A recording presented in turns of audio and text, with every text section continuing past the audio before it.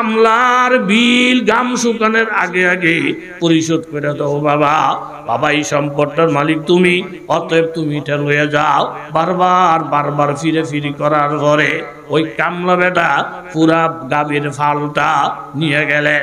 এখন এই লোকটা আল্লাহর কাছে দোয়া করছেন, ও আসমানের মালিক, ফাররিজ আনহা সাখরা, আমার এই কাজটা যদি নেকের কাজ হয়ে থাকে, ভালো কাজ হয়ে থাকে, অনেক দামি কাজ হয়ে থাকে, আসমানের মালিক যেই পাথরটাকে হাজার হাজার মানুষ সরাইতে পারবে না, এই নেক আমলটাকে উসিলা করে দোয়া করলাম, আপনি পাথরটাকে সরাইয়া দেন। দোয়াটা করতে দেরি, সাথে সাথে পাথরটা এই পরিমাণ সরে গেছে 1000 মানুষও সরাইতে পারতো না।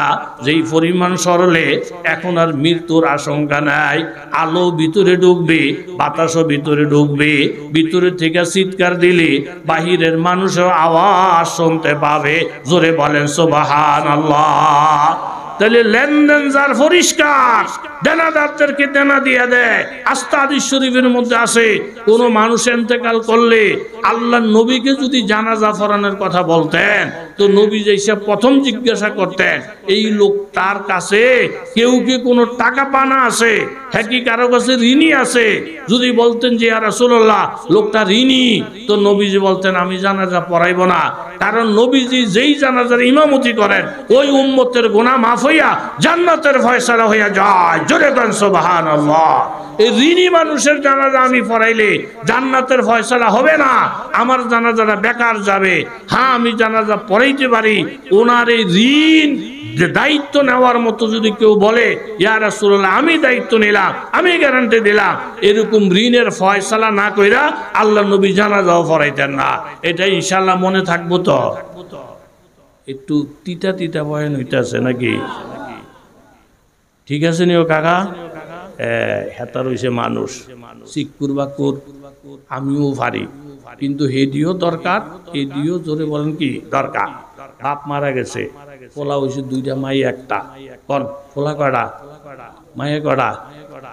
জানাজা দিব বাপ এক বেড়া, এই জানাজা ভরে দিয়ে ইয়ারে, আমি ওনার কাছে 1 লাখ টাকা ভানা, আমার টাকা যদি আপনারা দিয়ে না দেন, আমি লাশ মাটির দিতে দেবো না। কোন মাটির দিতে দেবো না, 1 লাখ টাকা আমি ভাই টাকাটা দেন, আর নাহলে আমি দর্শি হেতারের ভিতরে দিতাম না। কারণ ফোলা রাখো আম গাছে টেয়া বসে না, আম গাছে জানায় না, দিতাম না। আলহামদুলিল্লাহি নাহমাদুহু ওয়া নাস্তাঈনুহু ওয়া নাস্তাগফিরুহু ওয়া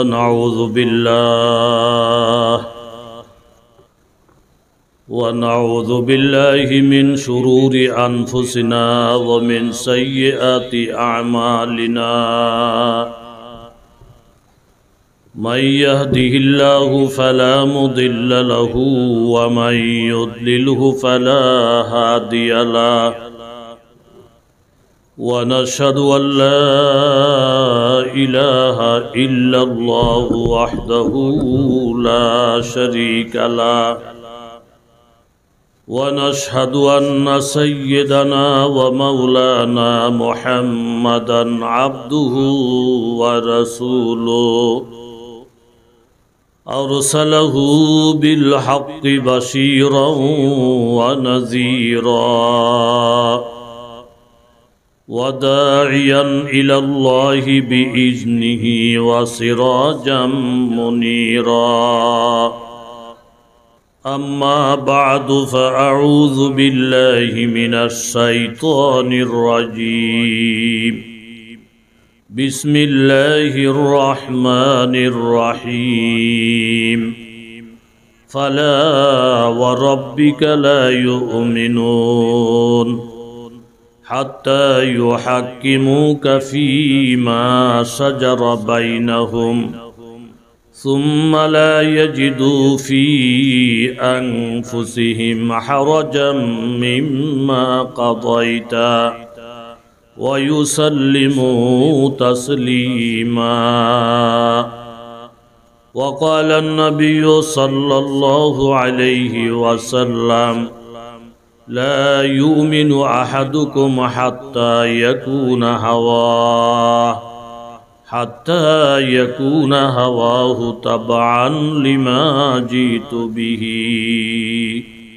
أو كما قال النبي عليه الصلاة والسلام صدق الله العظيم وصدق رسوله النبي الكريم ونحن على ذلك من الشاهدين والشاكرين والحمد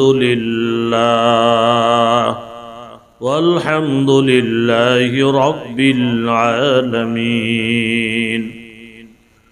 পশ্চিম হোসেনপুর বাইতুল আমান জামে মসজিদ ও বাগে জান্নাত নুরানি হাফিজিয়া মাদ্রাসা ও যুব সমাজ এলাকাবাসীর উদ্যোগে আয়োজিত আজকের এই মাহফিলের সম্মানিত সুযোগ্য সভাপতি বিশিষ্ট আলিম দ্বীন হযরত মাওলানা মুফতি ফারুক আহমদ সাহেব, ইমাম ও খতিব বাবুরহাট কেন্দ্রীয় জামে মসজিদ, অত্যন্ত গুরুত্বপূর্ণ বয়ান করেছেন।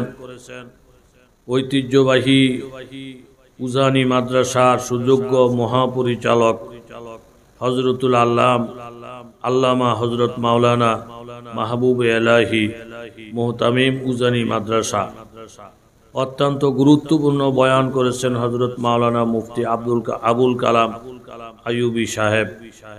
আজকের এই মাহফিলের প্রধান অতিথি জনাব মোহাম্মদ জাহাঙ্গীর আলম খান সাব ইন্সপেক্টর।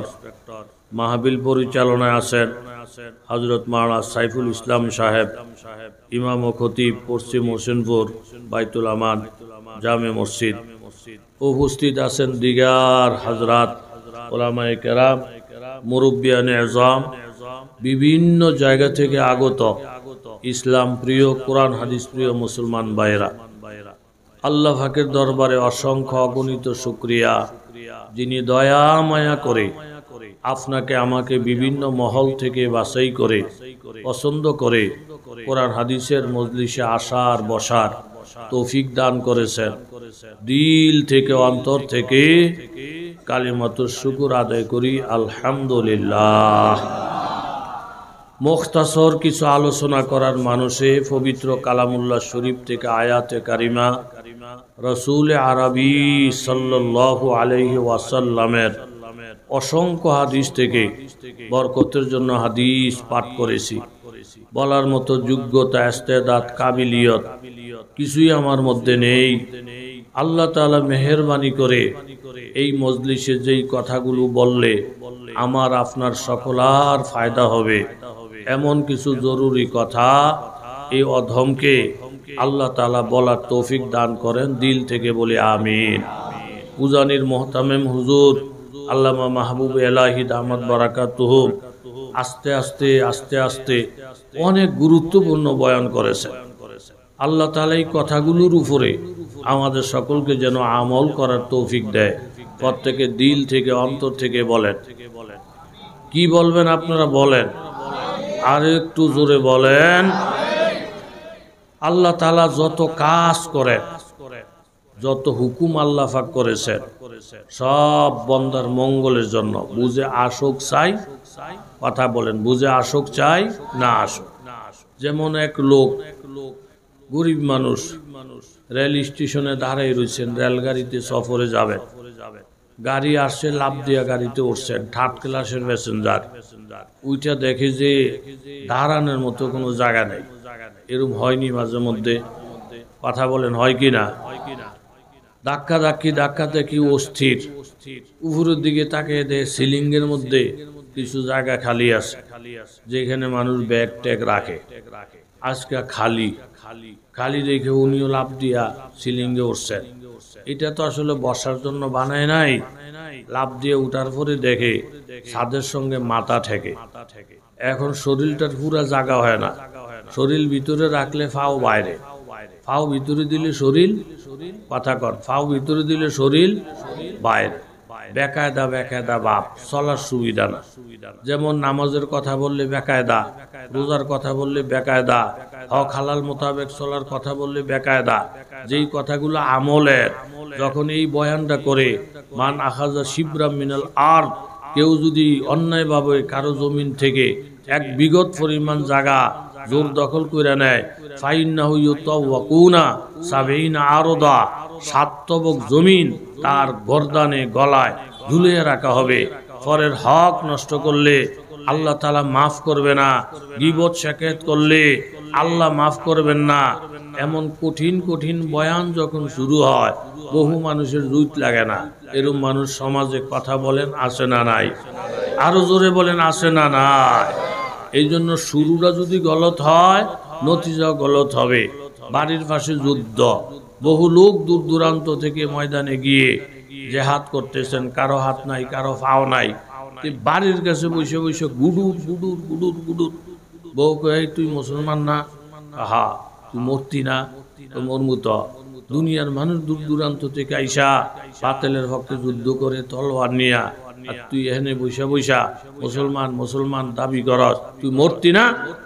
এই বউয়ের ঠেলায় ফইরা, নিজের মনের ঠিকানা কাঠ ঠেলায় ফইরা, কথা কন, কাঠ ঠেলায় বাঙ্গা একটা তলোয়ার লইয়া যুদ্ধের ময়দানে গেছে। গিয়া পুরা ময়দানটা চেক কইরা এমন একটা জায়গার মধ্যে বাঙ্গা তলোয়ার লইয়া যুদ্ধা নাম দিয়া যুদ্ধ করতে দাঁড়াইছে, যে এখানে 500 বছর দাঁড়াইয়া থাকলো একটা তলোয়ারের আঘাত খাওয়াও লাগতো না, তলোয়ারের আঘাত দেওয়াও লাগতো না। 500 বীর বাচ্চা এমন এক ফিরির কাছে মুরিদ হইছে, যার কাছে মুরিদ হইলে নামাজও লাগতো না, রোজাও লাগতো না, ফরদাও লাগতো না, জিকিরও লাগতো না, তাহাজ্জুদও লাগতো না, মা বাবার খেদমতও লাগবো না, কোরআন তেলাওয়াতও লাগবো না। এরকম শর্টকাট পীর মুরিদ, শর্টকাট পীর মুরিদ, ভণ্ড পীর মুরিদ বাংলাদেশে আসে না নাই? বাঙ্গা তলোয়ার এমন জায়গায় দাঁড়াইছে যেখানে দাঁড়িয়ে যুদ্ধ করলে আঘাত খাওয়াও লাগে না, দেওয়াও লাগে না। তুই যে নিজের যুদ্ধা নাম দিছে, এটা কি সহি না ভুল? আসল না বুয়া? তুই যে যুদ্ধা নাম দিছে আসল না বুয়া? এখন বালু যোদ্ধা যারা, কেউ আহত, কেউ নিহত, কারো হাত নাই, কারো পাও নাই। বালা মুসলমান যারা ইবাদত করতে করতে হুশ নাই, এক ওয়াক্ত না যাইতে আরেক ওয়াক্ত, আরেক ওয়াক্ত না যাইতে আরেক ওয়াক্ত, টুপিটি রাহার পরে কয় দাড়ি, দাড়ি রাহার পরে আবার ভাগরি, এই ইবাদতের পরে আবার ইবাদত, ইবাদতের পরে আবার ইবাদত। এরকম ইবাদতের ফিরিস্তি আপনার আমার, কথা বলেন আছে না নাই? আমার রাসূল ইরশাদ ফরমান, ফজরের পরে মাগরিবের পরে মসজিদ থেকে দৌড় মাইরো না, কার আগে কে বাহির হয়ে যায়। একটু ধৈর্য ধরো, কিছু টাইম দাও। যদি সেখানে বৈশা বৈশা 100 বার সুবহানাল্লাহ পড়ো, কানা কামান হাজ্জা মিয়াতা হাজ্জাতিন। আমার নবী বলেন, আমার বরকতে, আমার উসিলায় আমার উম্মত যেন লাভ বেশি হয়, কাজ কম হইল। হে উম্মতেরা, ফজরের পরে মাগরিবের পরে লাভ মাইরো না, একটু সময় বৈশা যদি 100 বার সুবহানাল্লাহ পড়ো, কানা কামান হাজ্জা মিয়াতা হাজ্জাতিন, 100টা নফল হজ করলে যেই নেকি হইতো, আমার আল্লাহ আমি নবীর মুখের দিকে তাকাইয়া 100 হজের নেক তোর আমল নামায় লিখে দিবে। জোরে গান সুবহান। জুত লাগবো না।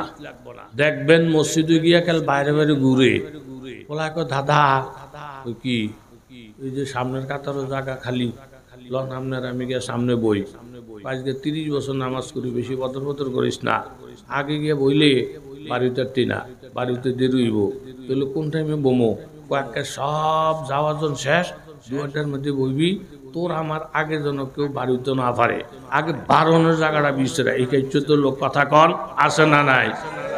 3 সাতা কয়দিন? এই আপনারা মানুষ যা আছেন কথাবার্তা বললেন, চাঁদপুরের মানুষ, মতলবের মানুষ, মুন্সিরহাটের মানুষ, বাবুরহাটের মানুষ আমার বেশি মহাব্বতের। আল্লাহ এই মহাব্বতটা আমার তাদের নাজাতের উসিলা বানাই দেন। জোরে কন আমিন। বদর বদর করে না, বেশি আগে গেলে বাড়ি যাত্রা না। 3 সাতা কয়দিন?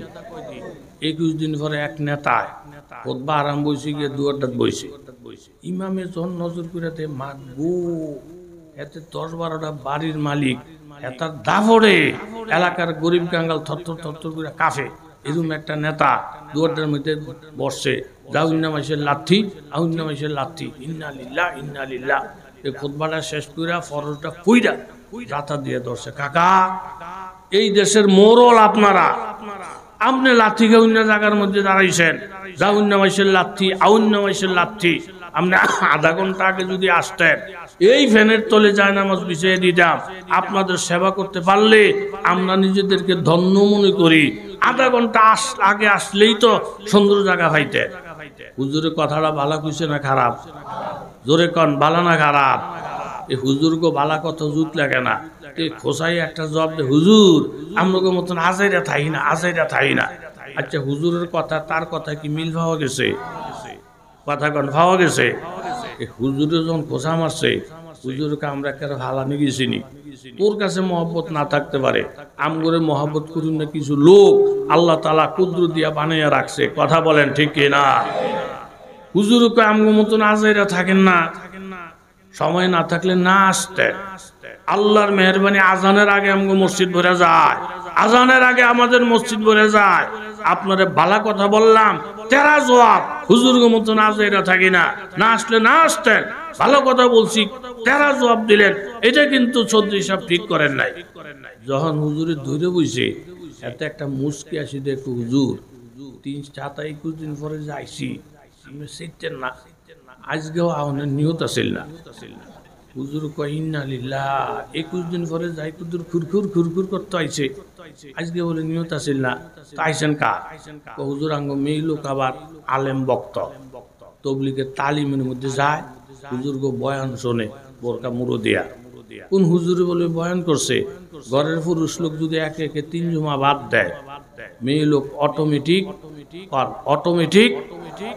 এখন কুদ্দুর ফর বিলকিসের মায়, এই যে ফোনের ফর ফোন, এই চৌধুরী ওই কো আমি মিটিং গ, তোর মিটিং এর গুল্লি মারি বেড়া।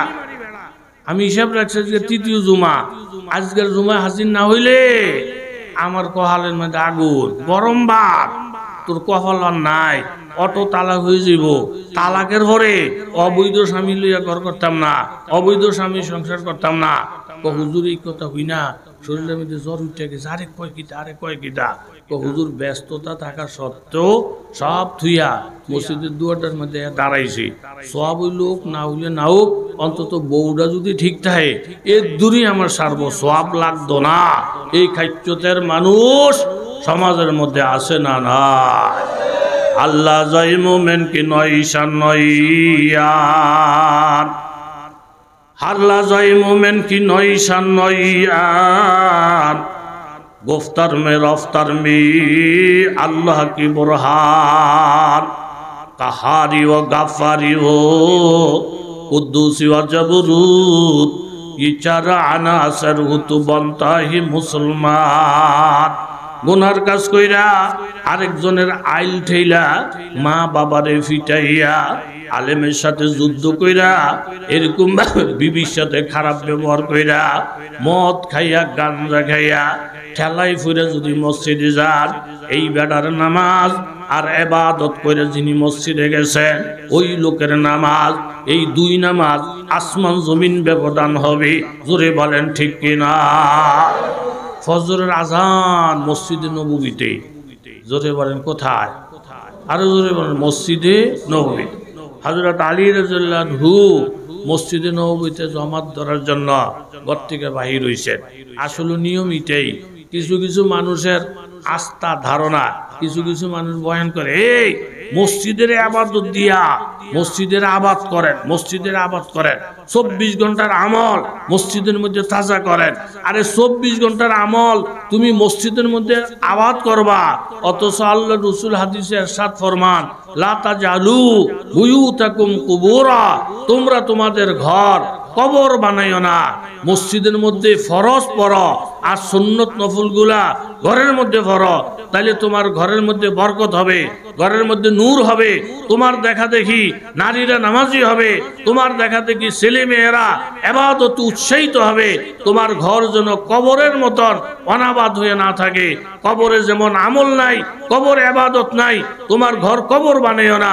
কবরকে যেরকম ইবাদত নাই, তোমার ঘর যেন এমন না হয়, বরং আমলের দ্বারা, তিলাওয়াতের দ্বারা, নামাজের দ্বারা, রুকুর দ্বারা, সিজদা দ্বারা তুমিও তোমার ঘরকে মুনাওয়ার বানাও। জোরে বলেন ঠিক কিনা? হযরত আলী রাদিয়াল্লাহু আনহু রওনা দিছে, কই যায়?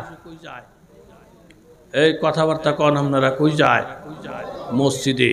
মসজিদে রওনা দিয়ে একটু দূরে গিয়ে দেখে একজন বুড়া মানুষ, শরীরে কোনো শক্তি নাই, দাঁড়াইতে চায় পারে না, আবার দাঁড়াইতে চায় পারে না, দুর্বল করে ধাক্কা দিলে কাইতুয়ে ঘুরে যাব। হযরত আলী রাদিয়াল্লাহু আনহু কাছে গেলেন, গিয়া ভালো করে দেখলেন, দেখে দে মা গো, বুড়া তো জাতের বুড়া না, কোনো হাজি সাহেব না, গাজী সাহেব না, তবলিগের মুরব্বিও না, এমনকি এতে মুসলমানও না। ভালো করে রেন্না টেন্না দেহে এতে ফুরান জুনা মার্কা ইহুদি। কথা কন জুনা মার্কা কি? আমাদের সব ফুরান কই মাছ আছে না, একটা লাল হয়ে যায়, মরলে বেহা হইয়া থাকে, এরকম একটা ফাইকা জুনা মুসলমান না, বরং কি আটটু জোরে বলেন কি ইহুদি। ইহুদি আমগো দলের না বিরোধী দলের? আমগো পক্ষের না বিপক্ষের? বালা বালা মানুষ আছে, আমার বিপক্ষের যে তারা বহুত দিন খোঁজদাছি পাই না। আজকে যখন কালী সন্ধ্যা, এই ফজরের আগে দিয়ে সব মানুষ ঘুমে, মিল মতন যখন আমার বিপক্ষের লোক একটা পাইছি, আগে কন্যা এলোই, জীবনে বাচ্চা থাকলে নামাজ বহুত পড়তে পারবো, এই সুযোগ আর হইতাম না। আগে কন্যা এলোই, যেহেতু আমার পক্ষের না, আমার দলের না, বিপক্ষের একটা মানুষে পাইলে মায়ের দূর করা, এইটা এই চরিত্রের মানুষ সমাজের মধ্যে আসে না? না। আল মুসলিমু মান সালিমাল মুসলিমুনা মিন লিসানিহি ওয়া ইয়াদিহি। ও মুসলমান দাবি করার বাবারা, আসল মুসলমান তো হইল যার জবান থেকে অন্য মুসলমান কষ্ট পায় না, জবান দিয়ে কাউকে গালি দেয় না, জবানের ব্যবহার দ্বারা কারো কলিজার মধ্যে আঘাত আসে না, এবং যার হাত থেকে অন্য মুসলমান নিরাপদ, কোনোদিন হাত দিয়া কারোরে মার দেয় না, কারো মাথায় আঘাত করে না, কারো ফেটের নারী বুড়ি বাহির করে ফেলে না, এবং কারো কল্লা কাইটা এইভাবে হত্যা করে ফেলে না। যেই বেড়ার হাত থেকে আরেক মুসলমান নিরাপদ নয়, যেই বেড়ার জবান থেকে আরেক মুসলমান নিরাপদ নয়, আমার নবীর ঘোষণা, ওই লোকটা সত্যিকারের মুসলমান এখনো হইতে পারে না। এই জোরে বলেন ঠিক কিনা? ওই ইস্তেমার ময়দানে রাত্র ৩টা বাজে ঘুমন্ত মানুষের উপরে যারা হামলা কইরা ফ্যাট ফাইরা ফেলছে, ঘুমন্ত মানুষের উপরে হামলা কইরা কল্লাটা ভালাই দিছে, ঘুমন্ত মানুষের উপরে হামলা কইরা 2 ঠ্যাং কাটটা ফেলছে। আমি হাদিসের দৃষ্টিতে আপনাদের কাছে জিজ্ঞাসা করতে চাই, যাদের হাত থেকে মুসলমান নিরাপদ পাইল না, যাদের গিবর শেখায়তের থেকে জবান থেকে মুসলমান নিরাপত্তা পাইল না, পক্ষান্তরে তবলিগলা হওয়া তো পরের কথা, দায়ী হওয়া তো পরের কথা, হেরা তো খালেস মুসলমানের দফতর থেকেই নাম কাটাইয়া দিছে। কথা বলেন ঠিক কিনা? এই জন্য মুসলমান হত্যা করে, আলেম ওলামার বিরুদ্ধে গীবত শেখায়ত করে, এদের তবলিগ করার অধিকার নাই। সারা বাংলাদেশ এখন একমত, সাদপন্থী লোক যারা, সাদের অনুসারী যারা, তারা আমাদের মসজিদে গেলে তাদের জন্য মসজিদের দরজা খোলা হবে না, তাদের জন্য মসজিদের দরজা বন্ধ।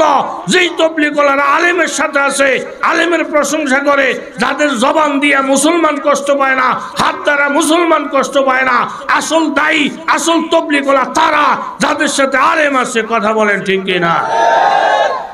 আস্তে একটা তকবীর দেন, নারায়ে তাকবীর।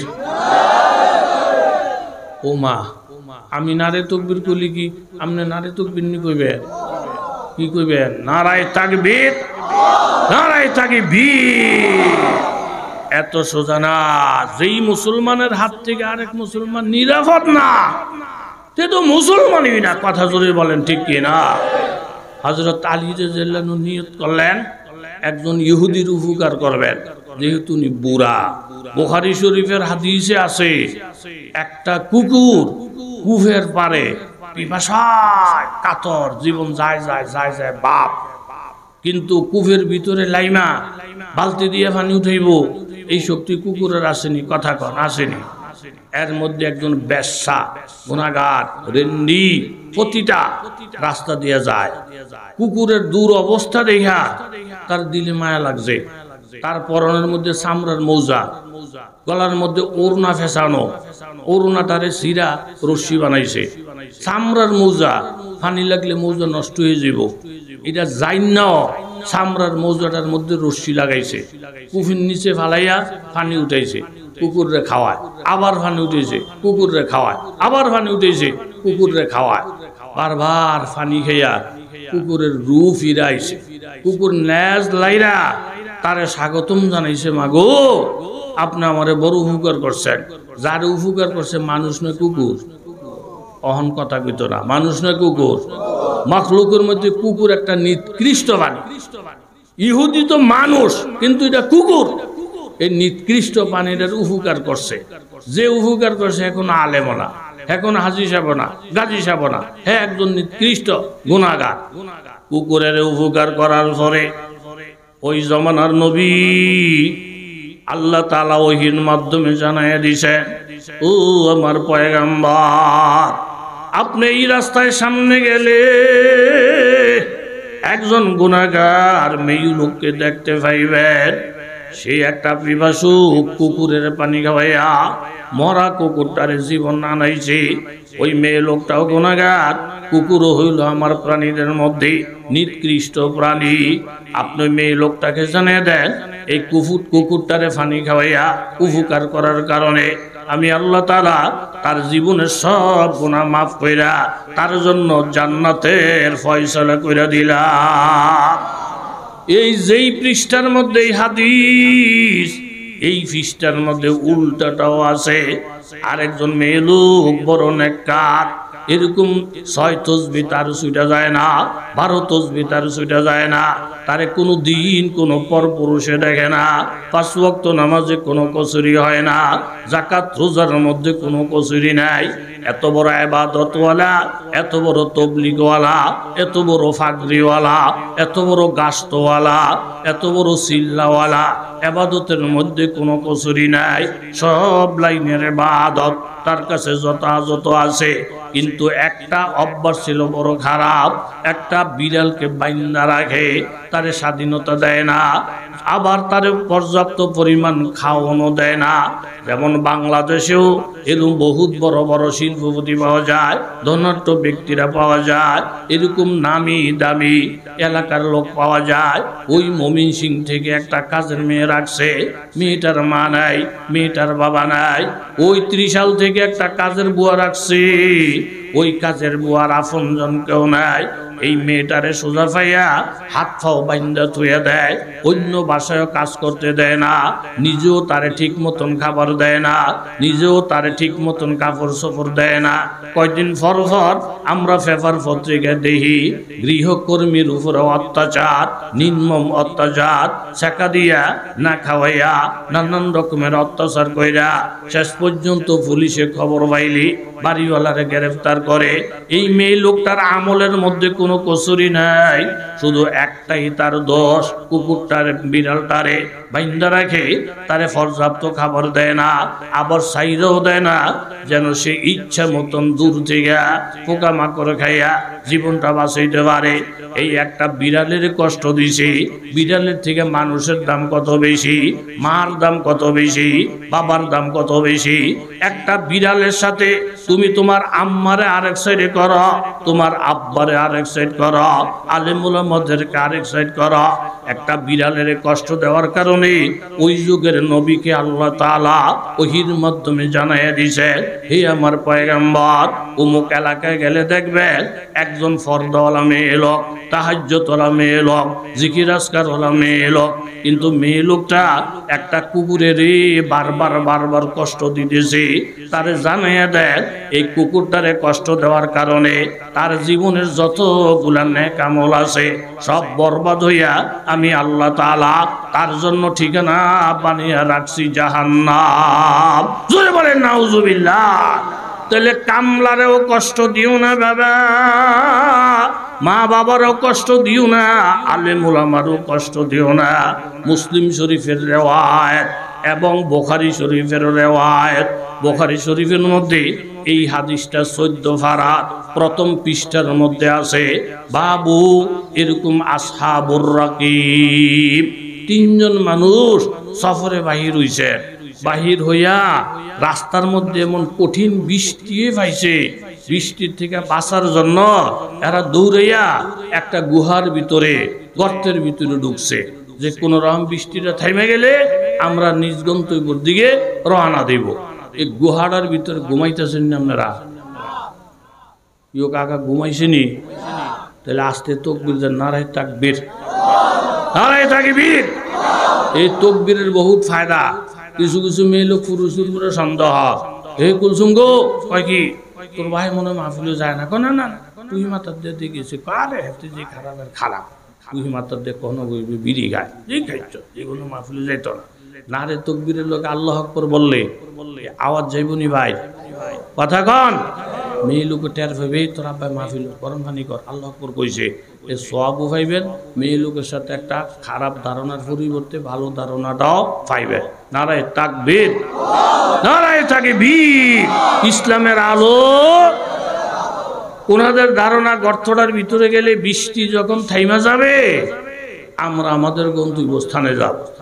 গর্তটার ভিতরে ঢোকার পর উপরের থেকে কয়েক শত মন ওজন বিশাল বড় একটা পাথর উপরের থেকে গড়াইয়া গড়াইয়া নিচে লাইমা গুহার মুখটারে এমন ভাবে বন্ধ করে দিয়েছি, মিনিটের মধ্যে ওই গর্তটা কবরের মতন হয়ে গেছে। একজন আরেকজনের চেহারা দেখে না, একজন আরেকজনের মুখ দেখে না। বাহিরের কোনো আলো ভিতরে যাইতে পারে না, বাহিরের কোনো বাতাস ভিতরে যাইতে পারে না। মুহূর্তের মধ্যে যেন বাবা কবরে পরিণত হয়ে গেছে। এমন এমন একটা অন্ধকারাচ্ছন্ন আপনার আমার এরকম দুনিয়ার মধ্যে আসবে। ইজার শামসু কুবিরাত ওয়া ইযান নুজুমুন কাদারাত ওয়া ইযাল জিবালু সুয়িরাত। এমন একটা দিন আসবে রে বাবা, সূর্যের মধ্যে কোনো আলো থাকবে না, নক্ষত্র মলিন হয়ে যাবে, পাহাড় পর্বতগুলা রুইয়ের মতো মূর্তি থাকবে। ওয়া ইযাল ইশারু উতিলাত। ওটের মালিক ওটের খবর নেবে না, দোকানের মালিক দোকানের খবর নেবে না, জায়গা জমিনের মালিক জায়গা জমিনের কাছেও যাবে না। ওয়া ইযাল ওহুশু হুশিরাত। হিংস্র জন্তুগুলা সব এক জায়গায় জমা হয়ে যাবে। ওয়া ইযাল বিহারু সুজ্জিরাত। সাগর মহাসাগরের মধ্যে বড় বড় ঢেউ লাগা একটা ঢেউ আরেক ঢেউয়ের সাথে আঘাত লাগা সাগর মহাসাগর আগুনে পরিণত হয়ে যাবে। এই সাগর মহাসাগরের আগুন জাহান্নামের আগুনের সাথে যোগ দিয়া এই পুরাটা দুনিয়া আগুনের কারখানা হয়ে যাবে। এই তিনজন মানুষ ভিতরে ডুইয়া যখন কবরের মতন অন্ধকার, আলো নাই বাতাস নাই, এখন জীবন বিপন্ন হওয়া ছাড়া বিকল্প কোনো পথ নাই। আমরা এইখানে যদি মহিলাও থাকি, আমাদের কোনো আত্মীয় স্বজন খবর জানবে না, আমাদের জানাজা নসিব হবে না, আমরা আমাদের ছেলে মেয়ের মুখ দেখা নসিব হবে না। বাবা 2 মিনিট একটু কল্পনা করে দেখেন, মুরাকাবা করে দেখেন, ওই মুহূর্তে মানুষগুলার অবস্থা কেমন। শত শত মানুষ চেষ্টা করলে এই পাথরকে সরাইতে পারবে না, হাজার মানুষ ধাক্কাইয়া পাথরকে সরাইতে পারবে না। তাহলে এই মুহূর্তে আমাদের মৃত্যু নিশ্চিত। এই কঠিন বিপদ থেকে বাঁচার জন্য একটা মাত্র পথ আছে। আমরা মানুষের সংখ্যা 3 জন, 3 জনে বসে পরামর্শ করা। জীবনের এমন একটা আমল যেই আমলটার মধ্যে খুঁত নাই, যেই আমলটার উপরে আমাদের একটা আস্থা একটা বিশ্বাস আছে, এমন 3 জনে বুঝা তালাশ কইরা 3টা আমল বাহির করা, আল্লাহর কাছে দোয়া করা। নেক আমলকে সামনে রাইখা যদি বান্দায় দোয়া করে, ওই দোয়া আল্লাহর কাছে কবুল মঞ্জুর হয়ে যায়। জোরে বলেন সুবহানাল্লাহ। একজনে চিন্তা ভাবনা করে, আল্লাহ আমার একটা কামলা ছিল, বেতন না লইয়া ফলে গেছে। কেডায়? কথা কয় না, কেডায়? টেহার পরিমাণ 1 ফরক, 300 1 ফরক, 2 রিতিলে 100, 5-6 কেজি চাইলের দাম। 5-6 কেজি জোরে কোন কিসের দাম? চাইলের দাম। এটা তো তার হক, কারো হক নষ্ট করে ইবাদত করলে, কারো হক নষ্ট করে মাপ চাইলে, ওই বেড়ায় মাপ না করা পর্যন্ত আমার আল্লাহ মাফ, জোরে কন মাফ। খবরদার, নামাজ পড়েন, জিকির করেন, তাসবিহ পড়েন, সারা রাত বয়ান করেন, করলাম, কিন্তু চেষ্টা করবেন আরেকজনকে গীবত করলে হ্যাঁ মাফ না করলে মাফ হবে না। আরেকজনের সম্পদ নষ্ট করলে, কারো টাকা আত্মসাৎ করলে, মাল আত্মসাৎ করলে মালিক মাফ না রাখা পর্যন্ত আল্লাহ মাফ করবে না। শহীদের সব গুনাহ মাফ হয়ে যাবে ইল্লা দাইন, কিন্তু কারো কাছে ঋণ থাকলে মালিক মাফ না করা পর্যন্ত আমার আল্লাহও মাফ করবে না। কথা জোরে বলেন ঠিক কিনা? বহু চেষ্টা করছেন, খুঁজাখুঁজি করছেন, পায় না। পরে টাকাটারে বাড়াইতে বাড়াইতে গরু কিনছে। কথা কন, কি কিনছে? গরু কিনে রেখে দিছে, গরু বাচ্চা কাচ্চা দিছে। এখন মোটামুটি গরুর একটা ফার্ম হয়ে রয়েছে। আর কেল খোঁজে আল্লাহ, মরার আগে আগে মালিকের মিলাইয়া দাও। এই গরুর ফার্মের মালিকটি 4-5 কেজি ওজন এরকম চাউলের দাম ছিল। আমি এটারে বাড়াইয়া বাড়াইয়া তার সম্পদ এই পরিমাণ নিছি। হইতে হইতে হইতে হইতে অনেক দিন পরে ওই কামলা আমার সামনে আইসা পরিচয় দিয়ে বলতেছেন, কাকা আমি তো 5 কেজি চাইলের দাম আপনার কাছে ভাই, আপনার কি মনে আছে? তখন আমি বললাম, বাবা রে, তুই আমার কাছে পাওনাদার, আমি তোর কাছে দেনাদার। কত তালাশ, কত খবরাখবর নিছি, আমি তোমার হক খাইয়া ফেট বইরা আত্মসাৎ করি নাই। তোমার টাকাটারে যত্ন কইরা কইরা বলাইয়া এই যে গরু দেখতেছ, এটা তোমার অল্প টাকা বাইরে বেড়েই পরিমাণ হইছে, তুমি গরুর ফার্ম গুলা লইয়া যাও। কামলা বলেন, দেখেন কাকা, এত টাকা তো আপনার কাছে বানা না, আমি কিছুতেই নিব না। আর তুমি যদি না নাও আমিও তোমারে ছাড়ব না, তোমার সম্পদ আমি গ্রহণ করব না। এমন একটা দিন জমিনের মধ্যে আসিল কিনা? জোরে বলেন সুবহানাল্লাহ। দিত সাহেতে নেয় না, বেড়া জমিন বেচারাইছে। কোন কি বেচছে? জমিন। এটাও বুখারী শরীফের মধ্যে আছে। জমিন বেচার পরে মালিকে জমিন হাল চাষ করতে গিয়া স্বর্ণের একটা ফাতিল হয়েছে। কথা কোন কি হয়েছে? স্বর্ণের ফাতিল হয়ে জমিনের মালিকে কই, ইন্না লিল্লাহ, আমি জমিনে না কিনছি, আমি তো কি কিনি নাই। কাকা কথা কর, কি কিনি নাই? আমগো দেশে যদি ফাইতো, আল্লাহ এই সবটি মাইসির যেন আল্লাহ কানা করে দেয়, ফাইসি রে ফাইসি রে ফাইসি রে। এই খাইচতের মানুষ আছে না নাই? স্বর্ণের ফাতিলে ভাই একটা দৌড় দিয়েছি গিয়ে, কাকা আমি আপনার জমিন কিনছি, এই জমিনের মাটির তলে যে স্বর্ণের ফাতিল আমি জানতাম না, হাল চাষ করতে গিয়ে স্বর্ণের ফাতিল লইছি, এটা আমি মালিক না, আমি জমিনের মালিক বুঝা লইছি, এই স্বর্ণ আমার না, স্বর্ণ আমনের আমনের। বেড়া হইলো কইতে, হ এটা আমার ওই রে, আমি সেদিনের লোহেই তুইছিলাম যে ঠিক কথা, দে দে দে দে, গিল্লালা তারে শুদ্ধ গিল্লালেই তো। এই বেড়ায় দেখেন কাকা, আমি জমিন বেচছি, জমিনের ভিতরে যা আছে ওইগুলা সব চালাইছি। এই জমিনের মালিকও আপনি, স্বর্ণের পাতিলের মালিকও আপনি। এই জমানা নিজের চোখে বোধে আর কোনোদিন দেখবো না। জোরে বলেন ঠিক কিনা? জমিন ওলাই বলে এটার মালিক আমি না, আর যিনি বিক্রি করছেন উনি বলেন মালিক আমি না। কেউ গ্রহণ করতে চায় না। শেষ দুইজনে পরামর্শ করলেন, চলেন এই ব্যাপারে কাজীর কাছে যাই, কাজী যেই ফয়সালা করবে এটাই হবে ফয়সালা। এই কথাটা, এই জিনিসটাও বুখারী শরীফের মধ্যে আছে। কাজী সাহেব কথাটা শুই না দুইজনের দিকে তাকাইয়া অবাক হয়ে গেলেন। কত বড় দিনদার তারা! জমিনের মালিক এই স্বর্ণটা গ্রহণ করতে চায় না। আমি তো সব সহ বিক্রি করে ফেলছি, কিনিয়াও এই স্বর্ণটা গ্রহণ করতে চায় না।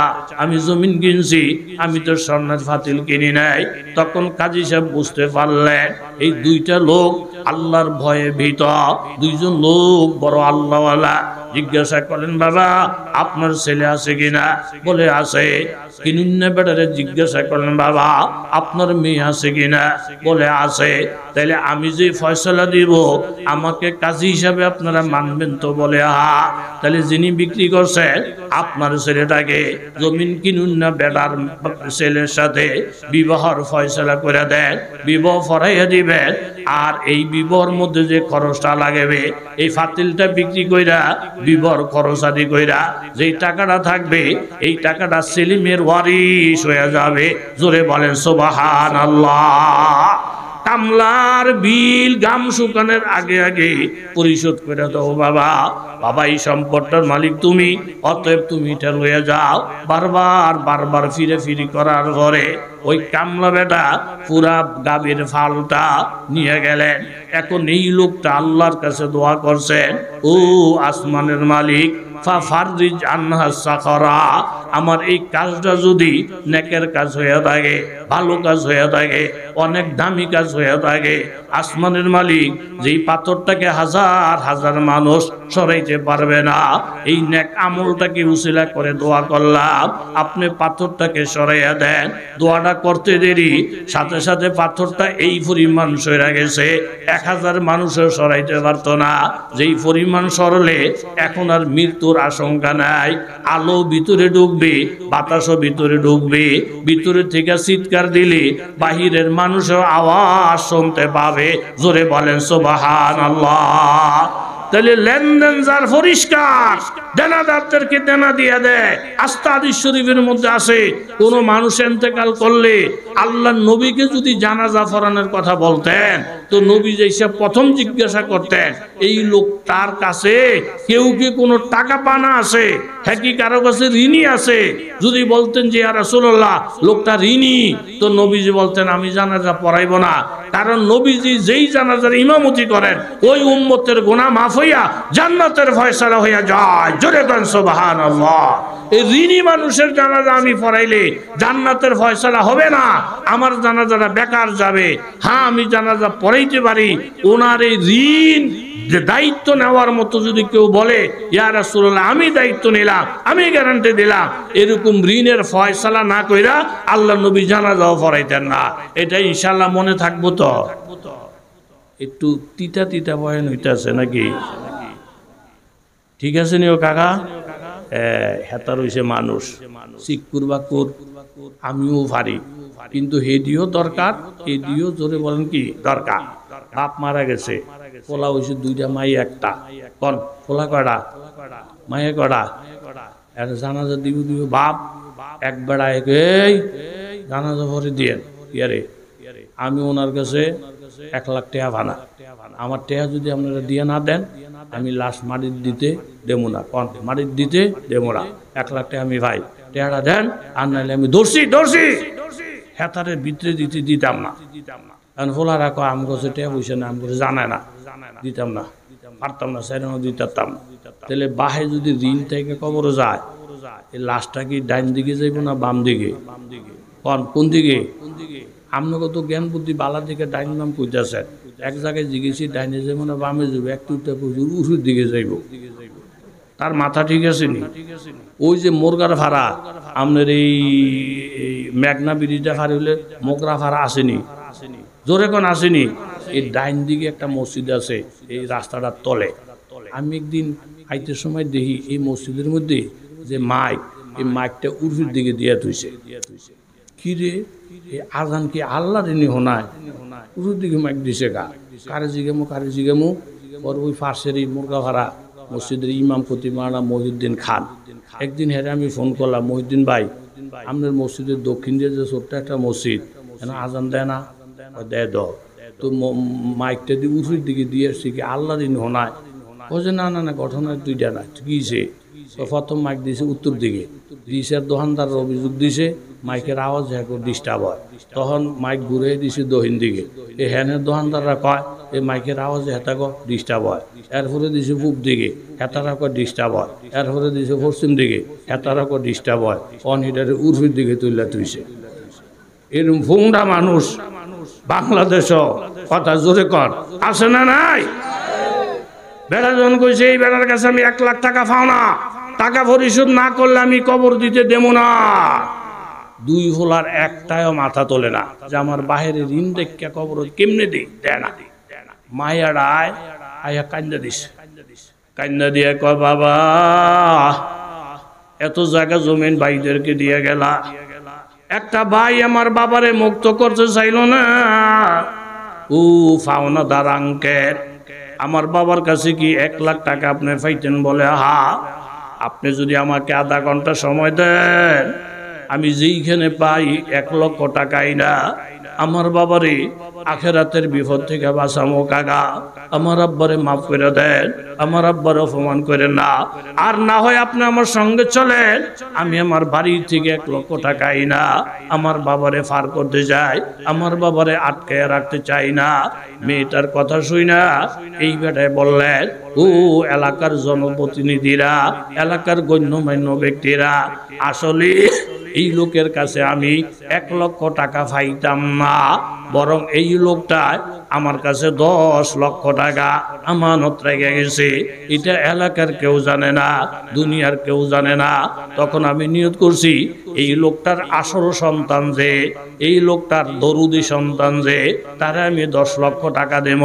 এখন পরীক্ষা করে দেখলাম যে এই 2টা ফোলা এরই আস্থা বাটফারের ঘরের বাটফার, কোটি কোটি টিয়া ভাইয়া বিপদের সময় বাবার ঋণ নিতে না জেনা, কিন্তু একটা মাইয়া বাবার দরুদি সন্তান, বাবাই বিপদে ফুরে যাবে, আখেরাতে আটকায় যাবে, মেয়েটা চোখের পানি ছেড়ে দিছে। আপনারা সাক্ষী হয়ে যান, এই 10 লক্ষ টাকার মালিক ওনার আসল দরুদি মেয়ের জন্য দিলাম। জোরে কান সুবহানাল্লাহ। এই জন্য বাবা হাতে পায়ে ধরে অনুরোধ করে যাই, বাবার ঋণ থাকলে রে বাবা, তোমরা দুনিয়ায় থেকে ঋণ পরিশোধের দায়িত্ব নিবা, আর না ওই পাওনাদার থেকে মাপ চাওয়াইবা। আরেকজনের ঋণ লইয়া কবরে গেলি এই গুনার দায়ভার আমার আল্লাহ নিত না। জোরে বলেন ঠিক কিনা? দোয়া করলেন লেনদেন যার ক্লিয়ার, তার দোয়ায় 1000 মন ওজনের পাথর সরে যায়। এখন আলো ভিতরে যায়, আওয়াজ দিলেও ভিতরের থেকে আসে। মোটামুটি বড় বিপদটা কাইটা গেছে। জোরে বলেন ঠিক কিনা? আরেকজনে বাড়িতের বুনি কথা কইতে বাড়িতের বুনি, তাহলে বিপদ হন কারে নাই। আরেকজনের দোয়া করছে, আল্লাহ ওয়ালাহু আবাওয়ানে কাবীরানে শাইখানে। আরেকজনে বললেন, আল্লাহ আমার মা আছে, আমার বাবা আছে, এক তো হইল শাইখান, দ্বিতীয় হইল কাবীরান, বুড়ো হয়ে গেছে, আবার অনেক বয়স হয়ে গেছে। কারণ বাবা যখন জুয়ান থাকে তখন ফোলা ফেলে আব্বু আব্বু আব্বু, কি মায়া। আর বাবা যখন কামাই রুজি করতে পারে না, বুড়ো হয়ে যায়, তখন আর আব্বু আব্বু আইয়ে না, কই বুইরা করে বুইরা মরে না, ঠেড়া পড়ে না। এই জাতের মানুষ বাংলাদেশে, কথা জোরে বলেন আছে না নাই? মুনাজাত করে বলতেছেন, আল্লাহ গো আমার বাবা মা বুড়া এবং জয়ীফ এবং দুর্বল, আমি একজন রাখাল, বকরি দোয়াইয়া দোয়াইয়া একটা আমল আমি সব সময় করি, বাড়ি যাইসা আগে মারে খাওয়াই, তারপরে বাবারে খাওয়াই। মা বাবা দুধ খাওয়ার পরে আমার ছেলে সন্তানদেরকে খাওয়াই, তারা খাওয়ার পরে আমার বিবি খায়, এরপরে আমি খাই। আমার কামাই করা, আমার সংগ্রহ করা দুধ সর্বপ্রথম আমার মা বাবারে খাওয়াই। জোরে কোন সুবহানাল্লাহ। যুবক বাবারা মনোযোগ দিয়ে শোনা, আমরা ছোটকালে বাড়িতে দেখছি বাবাই যদি কোনোদিন ঘরে না থাকছে, দোকানে গেছে, বাজারে গেছে, আসতে দেরি হবে, খাওয়ার টাইম হয়ে গেছে, আমার আম্মা ওই ভাতের তরকারির পাতিলের দিকে সামান্য কিছু ভাত, সামান্য কিছু তরকারি আলাদা করে বাইরে রেখে দিত। জিজ্ঞাসা করতাম এটি কার জন্য? বলি তোর আব্বার জন্য। তোমার আব্বা ঘরের মুরব্বী, এই জন্য প্রথম খাবারটা মুরব্বীর জন্য হইলে আলাদা একটা বরকত পাওয়া যায়। জোরে বলেন ঠিক কিনা? এটা কার লিগা? খুব মনোযোগ দেন। মাও বুড়া, বাবাও বুড়া, কামাইয়ের বয়স নাই, কামাই করে ছেলে, এরকম আসে না নাই? আসমানের মালিক আল্লাহ একদিন বকরি নিয়ে বাড়িতে আসতে আমার দেরি হয়ে গেছে। আইসা দেখি মা বাবা দুইজন ঘুমাইয়া গেছে। এখন ডাক দিলে তাজা ঘুমটা ভঙ্গ হইয়া যাবে, তাদের কষ্ট হবে। ডাক দিলাম না।